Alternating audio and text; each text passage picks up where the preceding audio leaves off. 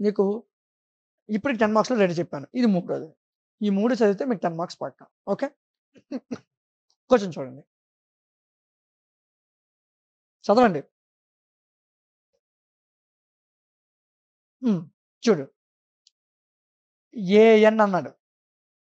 ఇవే permutations. Even permutations. అయితే ఆడికి ఏం కావాలి? దాని యొక్క ఆర్డర్ ఎంత? n factorial by 2. మనం ఏమని చెప్పాలి? పెర్మిటేషన్ మల్టిప్లికేషన్ అంటే ఏం లేదు నాన్న. ఒక ఏఎన్ అనే ఒక సెట్‌లో ఈవెన్ పెర్మిటేషన్స్ ఉన్నాయి. వాటి యొక్క order n factorial by 2. With respect to మల్టిప్లికేషన్స్‌తో చేయాలా. కానీ ఏమని చూపించాలి ఆడికి? గ్రూప్ అని చూపించాలా. గ్రూప్ అంటే ఎన్ని లాస్? 4 లాస్. చూపించదా?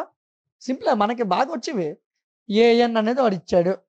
క్లెయిమ్ గ్రూప్స్ అని ప్రూవ్ చేయాలి. అంతే కదా! సరే ఫస్ట్ లా క్లోజర్ లా. లెట్ 2 ఎలిమెంట్స్ తీసుకున్నాను. ఎఫ్, జి అనే 2 ఎలిమెంట్స్ ఏఎన్‌లో ఉన్నాయి. ఏఎన్ అనేది ఏంటి నాన్న? Even permutation. అప్పుడు ఎఫ్‌జి కూడా ఏటవుతాయిరా? ఈవెన్ పెర్మిటేషనే. సో ఎఫ్‌జి అనేది ఈవెన్ పెర్మిటేషన్ అయితే వాటి యొక్క మల్టిప్లికేషన్ ఎఫ్‌జి, జిఎఫ్ ఏటవుతాయిరా? ఈవెన్ పెర్మిటేషన్స్ అవుతాయి. సో నేను ఇప్పుడు ఏం తీసుకున్నానంటే ఓన్లీ జిఎఫ్‌నే తీసుకున్నాను. GF belongs to AN. AN అంటే కొత్తగా ఏటో ఇవ్వలేదు నాన్న. ఆడు క్వెషన్‌లో ఏఎన్ అనుకున్నాడు కాబట్టి ఏఎన్ అనుకున్నాను. లేకపోతే జియో, హెచ్‌ఓ, కేయో అనుకుంటాం. ఆడు ఏఎన్ అనుకున్నాడు కాబట్టి మనం అనుకున్నాం. జిఎఫ్ బిలాంగ్స్ టు ఏఎన్ అని తీసుకున్నాను. ఓకేనా? ఇందులో ఏమైనా డౌట్స్ ఉన్నాయా? ఇందులో డౌట్స్ లేవు కదా! ద సెట్ ఈవెన్ పెర్మిటేషన్స్ ఆడిచ్చాడు. మనం గ్రూప్ అని ప్రూవ్ చేయాలా. ఎఫ్‌జిని తీసుకున్నాము. అవి ఈవెన్ పెర్మిటేషన్స్.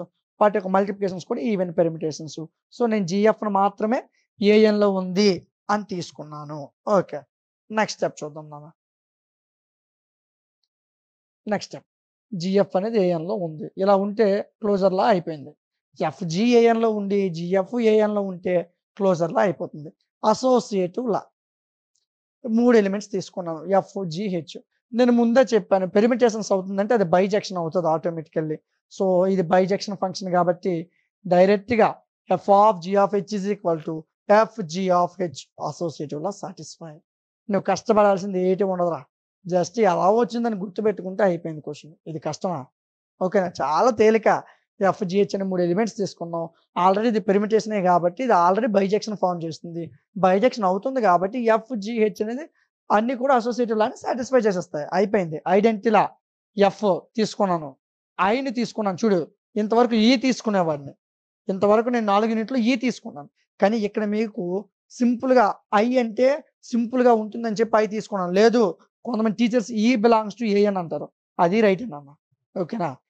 ఈ అన్నా, ఐ అన్నా ఏదైనా తీసుకో. నీ ఇష్టం. ఓకే. నేను ఐ తీసుకున్నాను. చెప్పు.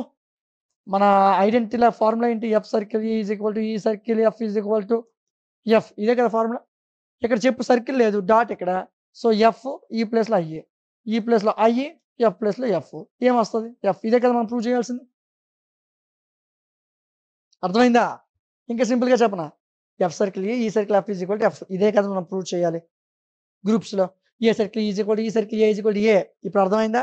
ఏ అన్నా, ఎఫ్ అన్నా ఏదన్నా ఒకటేనా. ఓకే. సో సర్కిల్‌కి బదులు ఇక్కడ మల్టిప్లికేషన్ అన్నాడు కాబట్టి ఇటు రాయక్కర్లేదు మల్టిప్లికేషన్ దగ్గర. ఎఫ్ ఈకి బదులు ఐ తీసుకున్నాను. F I is equal to I F is equal to F. Okay. F అనేది ఏఎన్‌లో ఉందనుకుందాం. ఎఫ్ అనేది ఏఎన్‌లో ఉందని మనకు తెలుసు. దేర్ ఎగ్జిస్ట్ ఈ సింబల్ నా పేరేంటి? There exist I belongs to AN. F అనేది ఏఎన్‌లో ఉంది. ఐ అనేది ఏఎన్‌లో ఉంది. సో దీన్ని బట్టి ఈ ఫార్ములాని మరలా రాస్తాను. ఐడెంటిటీలా అయిపోయిందని చెప్పేసాను. ఇక నేను ఏటైనా చేశానా? ఏటైనా కొత్తగా ఎటు రాసానా? ఎఫ్ అనేది ఏఎన్‌లో ఉంది. ఐ అనేది ఏఎన్‌లో ఉంది. ఉంది కాబట్టి ఫార్ములా రాసేసాను అయిపోయింది ఐడెంటిటీలా. సేమ్ ఎఫ్ అనేది ఏఎన్‌లో ఉంది. ఎఫ్ ఇన్వర్స్ ఏఎన్‌లో ఉంది. ఆటి యొక్క multiplication F, F inverse, F inverse F ఐకి ఈక్వల్. అయిపోయింది ఇన్వర్స్‌లా. ఏం కష్టమా? ఇది కష్టమా? ఈ క్వెషన్ కష్టమా? ఎంత తేలిగ్గా ఉందో చూడండి. సరే ఐడెంటిటీలా అయిపోయింది. ఇన్వర్స్‌లో అయిపోయింది. నెక్స్ట్ చూడు నాన్న. 4 క్లాస్ అయిపోయాయి కాబట్టి ఏ అనేది గ్రూపా కాదా? గ్రూపే. మనకి order of G is equal to N factorial అని తెలుసు కదా! కానీ ఆడికి ఆర్డర్ ఆఫ్ ఏఎన్ కావాలా. ఆర్డర్ ఆఫ్ ఏఎన్ అంటే మన ఈ జీలో ఈవెన్ పెర్మిటేషన్స్ ఉంటాయి. ఆడ్ పెర్మిటేషన్స్ ఉంటాయి. ఈవెన్ ఉంటాయి. ఆడ్ ఉంటాయి. ఈవెన్ పెర్మిటేషన్స్‌కి ఆడు పెట్టిన పేరేంటి? ఏఎన్. సో ఇప్పుడు ఆర్డర్ ఆఫ్ ఏఎన్ కావాలంటే ఏంటి? ఆర్డర్ ఆఫ్ జి బై 2 రాయొచ్చా? చూడు మళ్ళీ ఒకసారి జాగ్రత్తగా చూడు. గ్రూప్‌లో ఈవెన్ ప్రిమిటివ్స్, ఆడ్ ప్రిమిటివ్స్ ఉన్నాయి. సో, నాకు ఈ వాల్యూ కావాలి. సో, ఆర్డర్ ఆఫ్ ఏఎన్ అంటే జీలో సగం కడితే ఈవెన్ ప్రిమిటివ్స్ వచ్చేస్తాయి కదా! So, order of AN is equal to order of G by 2. చెప్పినాను ఆర్డర్ ఆఫ్ జీ ఎంత? N factorial by 2. ఇదే కదా ఆడు మనకు ప్రూవ్ చేయమన్నాడు చూడు. క్వెషన్‌లో ఎన్ ఫ్యాక్టోరియల్ బై 2 అని ఇచ్చాడో లేదో చూడు ఒకసారి.